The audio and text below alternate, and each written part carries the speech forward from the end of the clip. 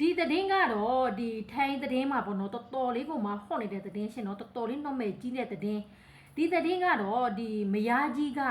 မယားငယ်ကိုတရားပြန်ဆွဲခဲ့တဲ့သတင်းရှင်သူ့ရဲ့ယောက်ျားကတခြားမိန်းမနဲ့ဖောက်ပြန်နေတဲ့စာလေးဓာတ်ပုံလေးပေါ့နော်အားလုံးသူကအဲ့ဒီတက်တေအထုတ်ထားတဲ့သူကအားလုံးယူပြီးတော့ပေါ့နော်ဒီ line ပေါ်မှာချပြလိုက်တယ်ရှင်နော်လုံးဝကိုသတင်းအကြီးမကိုတွားပြီးတော့ချပြလိုက်တာရှင်ဖြစ်စဉ်ကတော့ဒီညီမလေးကအသက်26နှစ်သူ့မှာကိုဝန်8လရှိတယ်ရှင်ဒီမယားကြီးမှာကဒီမယားကြီးကကိုဝန်8လနဲ့သူ့ယောက်ျားကတခြားမိန်းကလေးနဲ့ဖောက်ပြန်တယ်သူ့ရဲ့ယောက်ျားကလည်းစစ်သားတယောက်လို့ပြောတယ်ရှင်အဲ့ဒီမှာပေါ့နော်ဒီသူ့ရဲ့မရင်ငယ်နဲ့ဖောက်ပြန်တဲ့ဒီမရင်ငယ်ဖက်ကနေပြီးတော့ရေးထားတဲ့စာလေးပြီးတော့ရှိရင်မရင်ငယ်ကသူ့ကိုဓာတ်ပုံတွေပို့ထားတယ်ပေါ့နော်သူ့ရဲ့ယောက်ျားကိုပို့ထားတဲ့ဓာတ်ပုံတွေပေါ့နော်ပို့ထားတဲ့ဓာတ်ပုံတွေကလည်းရှေလို့ကြည့်နော်ဒီမှာဘုံဘီဂျက်လေးနဲ့ပေါ့နော်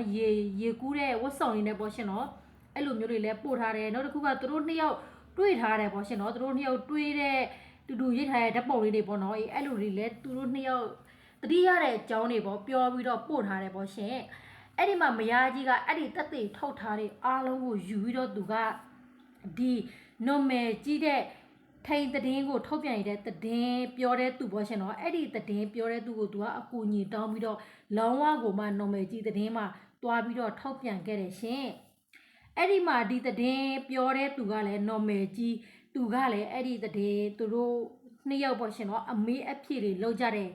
မေးဖြေနဲ့လောက်ပြီးတော့ဒီသူတို့သူ့ယောက်ျားနဲ့အဲ့ဒီနှုတ်မရင်ငယ်တဲ့ဖုတ်ပြန်ထားတဲ့စာတွေပါပေါ့နော်အဲ့ဒီမှာ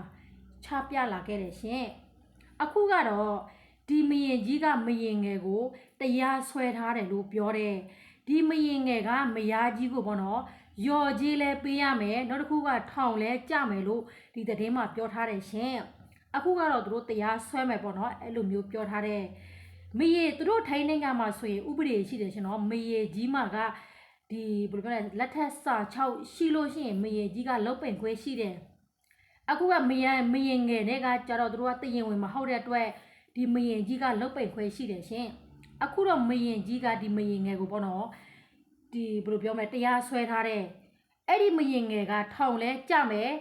ယော်ကြီးလဲပေးရမယ်လို့သတင်းမှာတော့အဲ့လိုမျိုးပြောတယ်ရှင်ဒီသတင်းဆိုတော်တော်လေးကိုဟောနေတယ်ပေါ့နော်ဒီညီမလေးကိုတနာပိုင်နော်ကိုဝန်က8လနဲ့ပေါ့နော်သူကလည်းလုံးဝကိုတီးခမနိုင်တော့လို့လုံးဝအကြီးစားသတင်းမှာကိုမှသူကတွားပြီးတော့ထုတ်ပြန်လိုက်တာရှင်